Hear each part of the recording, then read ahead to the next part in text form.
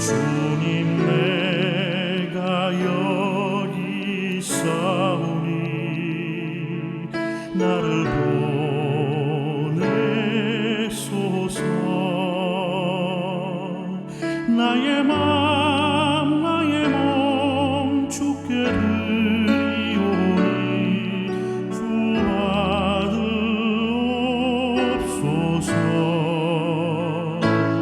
주님 내가 여기 있사오니 나를 써주소서.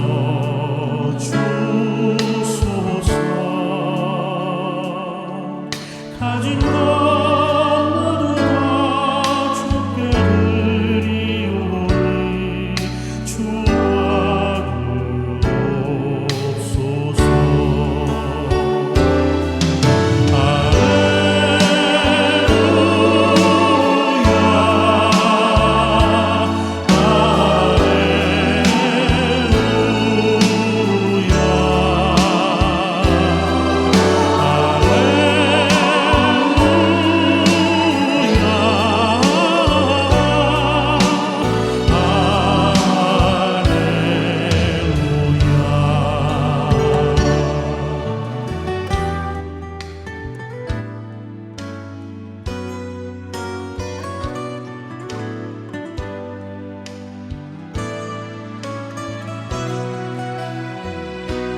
주님 내가 여기 있사오니 안녕하세요. 안녕하세요. 오늘 잘 보내셨습니까? 아침에는 기도, 저녁에는 성경. 코로나를 이기는 크리스천의 능력인 줄 믿습니다.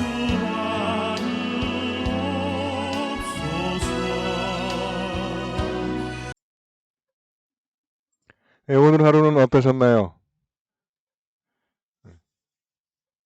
기쁘고 신나고 즐거운 일이 많았으면 하나님께 감사와 영광을, 또 어렵고 힘든 일이 많았으면 그 일을 통해서 나를 훈련시키시고 나를 성장시키시고 나를 성숙시키시는 하나님의 계획을 묵상하면 좋은 일이든 힘든 일이든 우리에게 은혜가 되는 줄 믿습니다. 네, 오늘부터는 레위기를 시작을 합니다. 오늘 그래서 레위기 1장 안 읽으셨더라도 이거 나눔을 듣고 다시 읽어보시면 또 새로울 수 있을 것 같아요. 자, 그럼 본문으로 들어가겠습니다.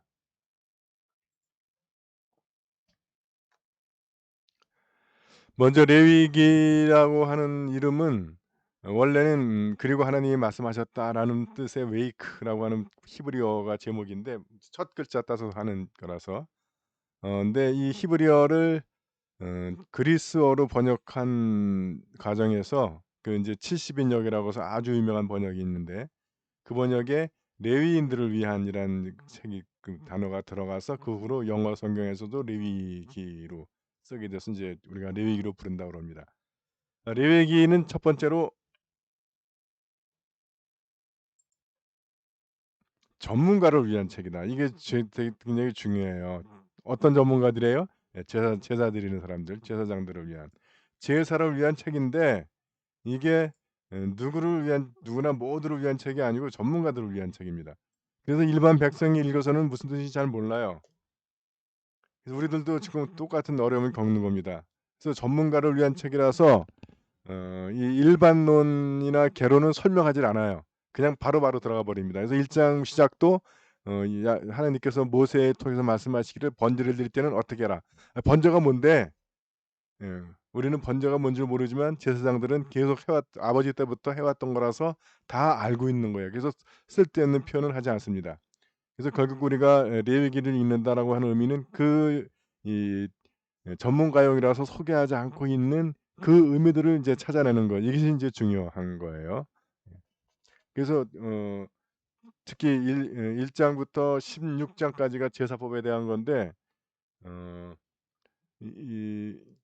주로 그 방법들이 기술되어 있어요. 그 의미라든가 이런 것들이 빠져 있습니다. 그래서 우리가 그냥 지루하게 계속 반복되는 말들이 많죠. 그 이유가 제사장들이 전문성을 갖고 하는 일이기 때문에 정확하게 해야 되기 때문에 그런 것 같아요. 나 같으면 뭐 소를 잡을 때는 어떻게 한다. 나머지는 이하 동문이다. 양을 잡을 때는 어떻다. 나머지는 이하 동문이다. 땡땡땡 하고 끝날 것 같은데 그건 지루하게 뭘 하고 뭘 하고 뭐 하고 뭐 하고 그렇게 이야기하고 있습니다. 그래서 많은 분들이 레위기를 읽을 때 지루함을 느끼죠. 이제 성경 필사할 때 레위기 맡으신 분들 애로사항이 꼽힌 거예요. 근데 중요한 것은 성경은 그럴 때 이거 불필요한 반복 아닐까? 왜 이렇게 뻔한 반복을 많이 할까? 하는 대목 또는 사람 이름 알긴 잘 입에 붙지도 않는 이름들을 이렇게 많이 우리가 알아야 할 이유가 뭐였을까? 그런 의심과 불만이 들 때 그걸 참고 꾸준하게 할 때 은혜가 있습니다. 근데 뭐 예를 들어 그 사람 명단 쭉 나올 때 갑자기 딱 나오는 이름이 뭐예요? 야베스. 야베스의 축복 아시죠? 예. 대부분 그 성경이 그런 것 같아요. 지루할 때 '에이 이건 그냥 이하 동문하고 넘어가자.' 하면 그거 다 놓치는 거야. 그래서 그것도 하나의 신앙의 훈련인 것 같습니다. 필사하실 때 좀 어렵고 지루하고 짜증 날 때도 그것을 이겨내시길 바랍니다. 자, 레위기로 돌아와서 주제는 거룩입니다. 19장 2 절에 뭐 이 말씀은 여기만 있는 게 아니고 여러 번 나오는데 "나 야훼 너희 하나님이 거룩하니 너희도 거룩한 사람이 되어라." 이게 핵심 주제예요. 그래서 우리가 거룩하기 위해서는 이 레위기의 그것을 이야기하고 있는 겁니다. 또 하나 아주 중요한 주제 하나가 11장 11 절에 나와 있는데 이것도 역시 제사법 전체에 나오는 이야기예요. "생물의 목숨은 그 피에 있는 것이다. 그 피는 너희 자신의 죄를 벗는 제물로서 제단에 바치라고 내가 너희에게 준 것이다." 이 피야말로 생명을 쏟아 죄를 벗겨 주는 것이기 때문이다. 이 뒷부분 포인트. 피야말로 생명을 쏟아서 죄를 벗겨 주는 것. 그래서 이 말이 여러분들 잘 아시는 히브리서에 나오는 "피 흘림이 없은즉 죄 사함이 없느니라." 이겁니다. 그리고 이게 이제 그래서 그리스도의 보혈의 피가 흘려짐으로 해서 우리가 죄를 벗는다는 이야기죠. 기록자는 모세로 알려져 있습니다. 창세기, 출애굽기, 레위기, 민수기, 신명기 빨간 글씨만 읽으면 창출, 레, 민, 신 이걸 모세오경이라고 부르죠. 그래서 이 5권의 책 성경의 첫 번째 5권의 책은 모세의 기록으로 알려져 있습니다. 물론 100%다 모세가 쓰진 않았는데 왜냐하면 모세가 죽은 이후에도 기록되어 있기 때문에 그러나 거의 대부분이 모세가 기록했거나 아니면 모세에 의해서 기록됐다라고 모세가 가르쳐 준 것을 기록한 것 이렇게 이해하시면 되겠습니다. 내용은 뭐 세분하면 여러 가지가 있겠지만 크게 세 부분으로 나누면 제사법, 도덕법, 종교법. 그래서 1 장에서 16 장까지가 제사법, 그다음에 17 장에서 20 장까지가 도덕법, 그다음에 21 장에서 28 장까지가 종교법. 여기서도 똑같아요. 도덕법은 결국은 그 우리 이웃과의 관계 아닙니까? 그리고 종교법은 하나님과의 관계. 결국 우리가 거룩해지는 것도 여기도 십자가 신학이 있는 거예요. 그래서 우리가 그 정의 사회 구현하는 것 이게 도덕법과 관계가 있는 것이고요. 그다음에 하나님 앞에 경건하고 어 거룩한 것 이게 종교법과 관계가 있는 겁니다. 제사법은 역시 제사장들을 위한 전문가들을 위한 책이 기록되어 있고요. 자 이렇게 개략적으로 레위기를 살펴보고 이제 내용 1장 내용 보도록 하겠습니다. 아 이 잘못 써 놨네. 첫 번째 소개하는 건 번제예요. 번제라고 해서 태운다라는 뜻이죠. 이게 그 다 성경에 이 레위기에 5가지 제사법이 나오는데 그중에서 가장 기본적이고 가장 중요하고 가장 기초가 되는 제사라고 이해하시면 됩니다. 그래서 모든 제사를 드릴 때 제일 먼저 일단 번제부터 드려요. 그리고 번제는 매일 아침 저녁에 드립니다. 이건 나중에 다시 제사법은 또 한번 정리할 때가 있을 텐데 계속 읽으시면 계속 나오게 되어 있어요. 다른 제사 지낼 때도 먼저 번제를 드리고 그 위에 제사를 드리게 돼 있는 그래서 가장 우선적이고 가장 기본적인 그런 제사라고 보시면 되겠습니다. 자 어 그리고 이 제사에는 지 짐승 제사가 있고 곡식 제물이 있는데 짐승 제사를 흔히 우리가 희생 제사라고 하는 겁니다. 그래서 희생 제사는 피 흘리는 제사죠. 죄를 씻는 제사입니다. 그래서 이 제사에는 등급이 있다. 그래서 소, 양, 날짐승 이건 이제 그 재력에 따라서 나눠지는데 그래서 요셉이 예수님을 봉헌할 때 비둘기를 바치려고 했다라는 것으로서 요셉이 가난했다라는 것을 우리가 유추할 수 있는 겁니다. 자, 그다음에 제사 드리는 방법은 예배 드리는 사람이 성막 문간에서 고기를 잡아요, 짐승을. 근데 잡기 전에 머리에 손을 얹어서 자기의 죄를 전가하는 거죠. 그래서 이 제사에는 3가지가 필요합니다.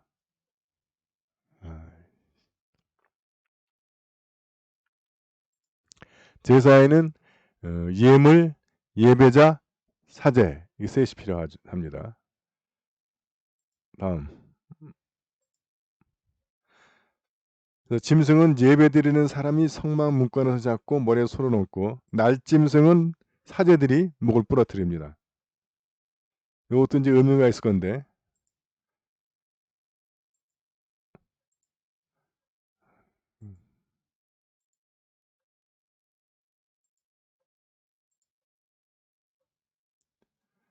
하나 빠졌네.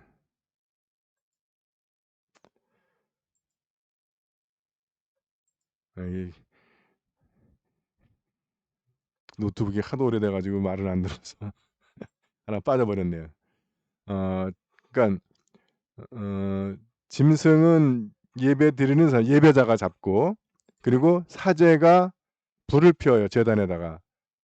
그래서 그 제단 위에서 번제물을 드리고 이 제물을 태우고, 그 다음에 그 피를 받아서 피를 제단에 뿌리죠. 중요한 게 빠져버렸네. 그래서 번제는 머리, 고기, 기름기, 내장, 다리 이거 다 드립니다. 버리는 게 없어요. 내장만 내장까지 다 드려. 이제 그 내장 속에 들어있는 똥만 버리는 거야. 번제는 다른 제사에서는 달라요. 이게 뭐 온전히 주님께 바친다라는 의미를 갖는 것 같아. 그런데 이거 빠졌구나 완전히. 새는 날짐승의 경우에는 내장하고 오물 그 안에 들어있는 똥이죠. 그건 내장도 같이 버립니다. 그리고 반을 쪼개가지고 이제 우리가 그 창세기에서 보자. 아브라함이 그 천사들한테 제물 바치고 할 때 보면 쪼개가지고 벌려놓죠. 그러면 이제 불이 그 가운데로 지나가는 것. 그렇게 이제 달라집니다. 여기까지. 그래서 이 번제는 뭐냐면 불에 타면서, 근데 불에 타는 것이 다 타는 거예요. 머리, 고기, 기름기. 이 기름기도 굉장히 중요해요. 왜냐하면 기름이 성령의 상징이기 때문에. 그리고 내장, 그리고 다리는 힘의 상징이죠. 이거를 태워서 향기를 풍겨 야훼를 기쁘시게 해드리는 제사이다.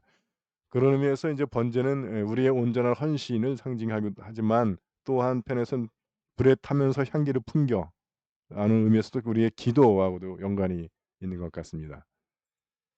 자, 함께 생각해 봅시다. 이제 그 제사의 의미에 대해서는 한 5장, 7장쯤 다시 한번 정리할 건데, 번제의 2가지 특징, 하나도 버리지 않고 모두 바친다. 그리고 이것이 불에 타면서 향기를 풍겨 야훼를 기쁘시게 한다를 생각하며 우리 신앙생활에 어떤 면과 비슷하다고 생각하십니까? 오늘날 우리는 제단이라고 부르는데 사실 신학적으로는 제단이라고 부르는 것이 틀립니다. 대부분 천주교는 지금도 제단이라고 부르는데 성공회는 식탁으로 얘기를 해요.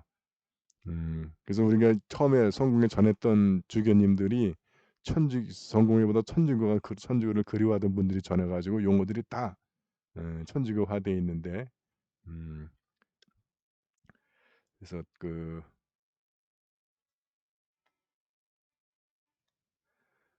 그리고 2번째로 번제의 등급에 대해서 좀 여러분들 살펴보시면 소, 양과 염소, 집비둘기와 산비둘기 이렇게 등급이 따라 나눠져 있어요. 나는 어떤 등급의 예배, 나는 어떤 등급의 헌신을 드리고 있는지를 우리가 돌아보시면서 묵상을 하시면 이제 우리가 제사법을 공부하면서 도움이 될 줄로 믿습니다.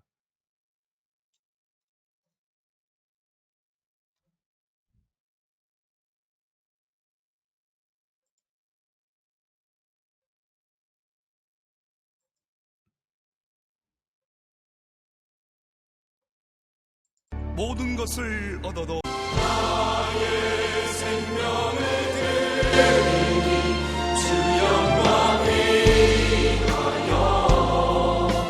사용하옵소서.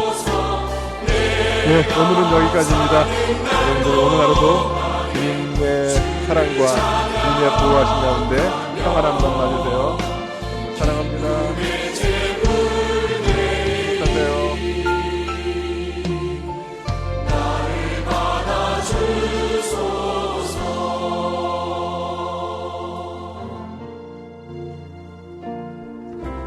나의 모습 나의 소유 주님 앞에